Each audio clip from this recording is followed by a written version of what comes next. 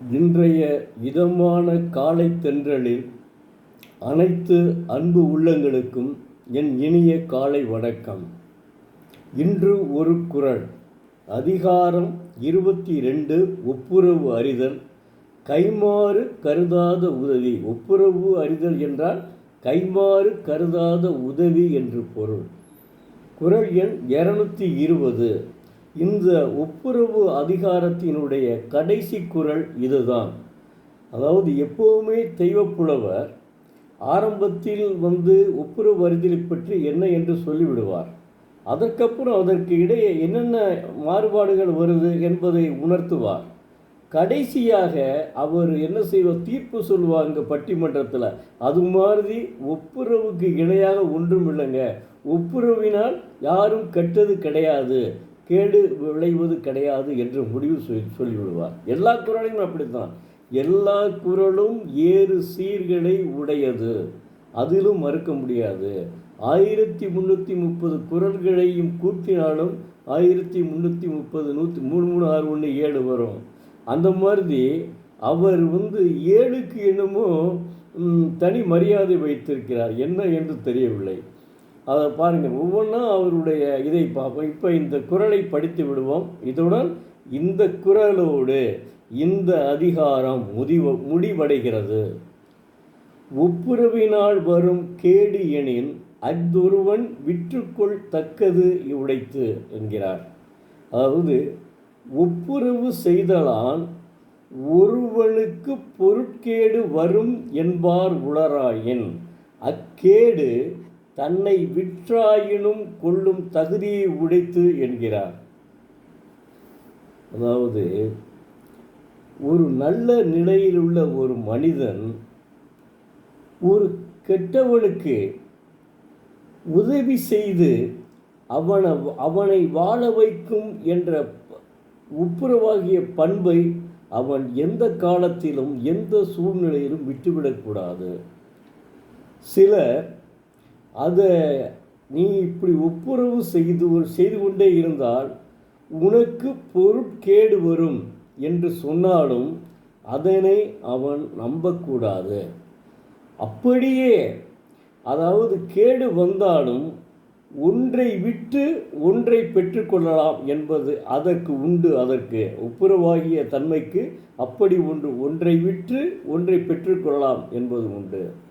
அதனால் அப்படியே கேடு நிச்சயமாக வராதுங்க.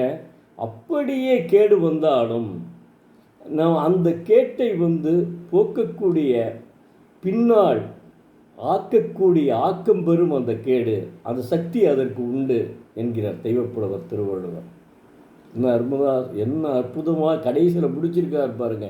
பட்டிமன்றத்தில் சாலமன் பாப்பையாவும் சரி, பெரியவர் மரியாதைக்குரிய சாலமன் பாப்பையாவும் சரி, எங்களுடைய நகைச்சுவை மன்றத்தினுடைய தலைவர் மற்றும் செயலாளர், 37 ஆண்டுகளாக தலைவர் மற்றும் செயலாளர் இருக்கும்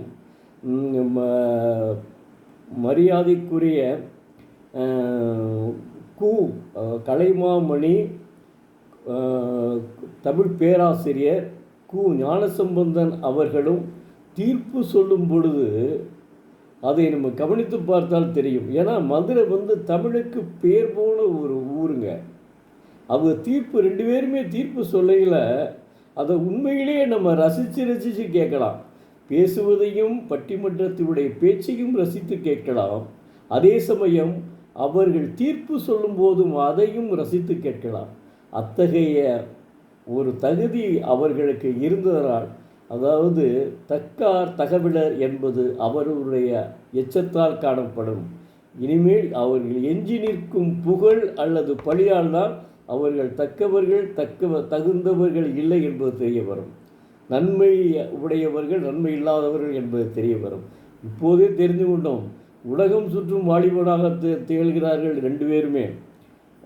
நமது மதுரை மண்ணில் பிறந்த மரியாதைக்குரிய பெரியவர் சாலமன் பாப்பையா அவர்களும், நம்முடைய நகைச்சுவை மன்றத்துடைய தலைவர் செயலாளர் பேராசிரியர் கலைமாமணி ஞானசம்பந்தன் ஐயா அவர்களும் உலகம் சுற்றும் வாலிபனாக திகழ்ந்து வருகிறார். ஒருவேளை பேச்சில் சொல்லியிருக்கிறார். அவர் கிட்டத்தட்ட இந்த உலகம் சுற்றும் வாலிபனை நமது மரியாதைக்குரிய ஞானசம்பந்தம் ஐயா நிறைய தடவை பார்த்துருக்கேன்னு சொல்லுவார். அவர் சினிமா நடிக்கிறார்ல, சினிமாவிலே நிறைய ஒரு பாசம், அதாவது பற்று, ஒரு அன்பு வைத்திருப்பவர். சினிமாவே அவருக்கு பொழுதுபோக்கு மாதிரி இருக்குங்க. எனக்கு என்னை மாதிரி நான் கிட்டத்தட்ட எங்கள் வீட்டு பிள்ளைன்னு ஒரு எம்ஜிஆர் நடித்தார்ல, அதை 25 தடவை அப்போவே பார்த்துருக்கேன். பரமக்குடியில் 50 நாட்கள் ஓடிய போது நான் 25 தடவை பார்த்துருக்கேன். நடிப்பு வேறு, அரசியல் வேறு, அதை புரிந்து கொள்ள வேண்டும். அதுக்கடுத்து உலகம் சுற்றும் வாலிபனை நான் கல்லூரியிலே படிக்கும்போது பார்த்தேன். அதாவது கல்லூரியிலே படிக்கும்போது தான் 76 வரையும், நீங்கள் 74 என்னமோ நினைக்கிறேன், அப்போ தான் அது வெளியானது. அப்போ பார்த்தீங்கன்னா நான் 9 தடவை தொடர்ந்து பார்த்தேன்.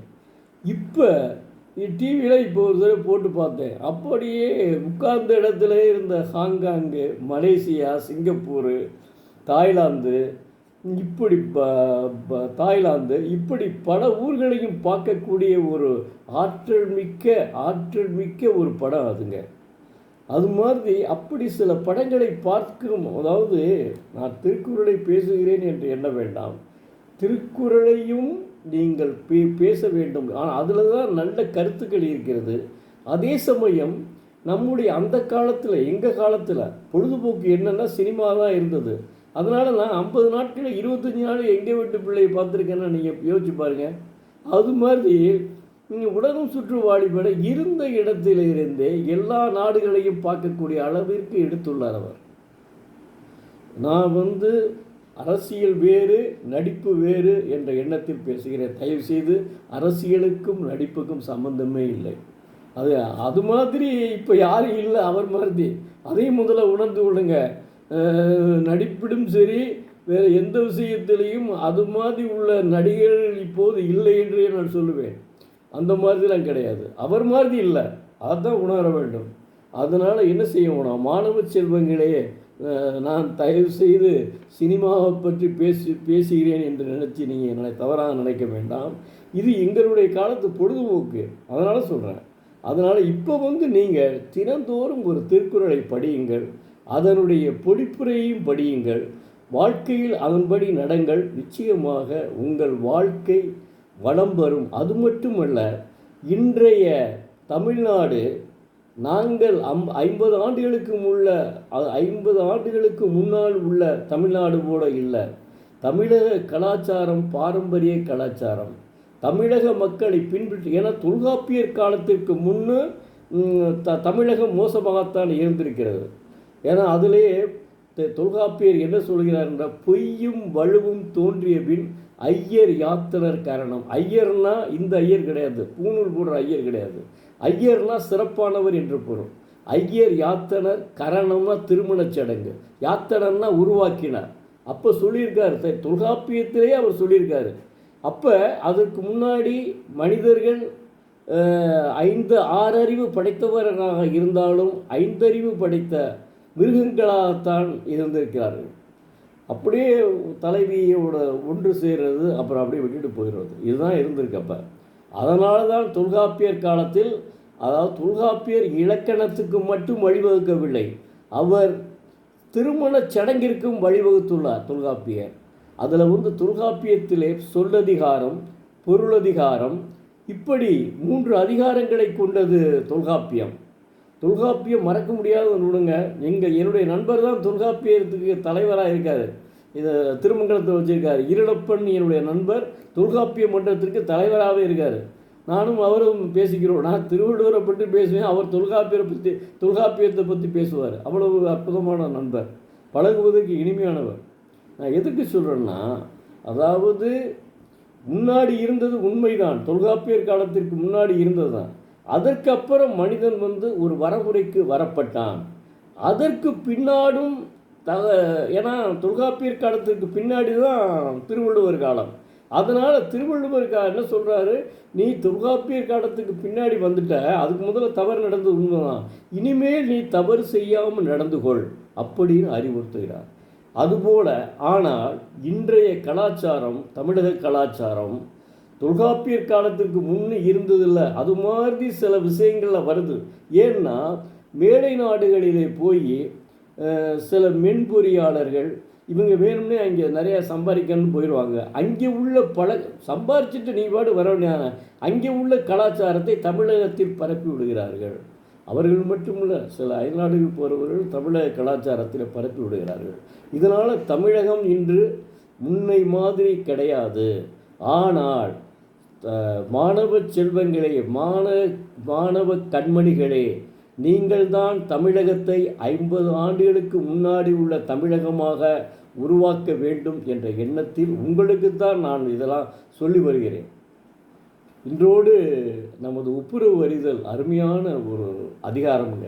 இந்த ஒப்புரவு அறிதல் அப்படி ஒரு மனிதன் இருக்க வேண்டும் என்று அற்புதமாக தெய்வப்புலவர் உணர்த்தியிருக்கிறார். அதனை உணர்ந்து நீங்களும் செயல்பட வேண்டும். நன்றி, வணக்கம். நாளை மீண்டும் உங்களோடு ஒரு குரலோடு சந்திக்கிறேன். அன்புள்ள எழுத்தாளர் சோ. பரமசிவம், மதுரை.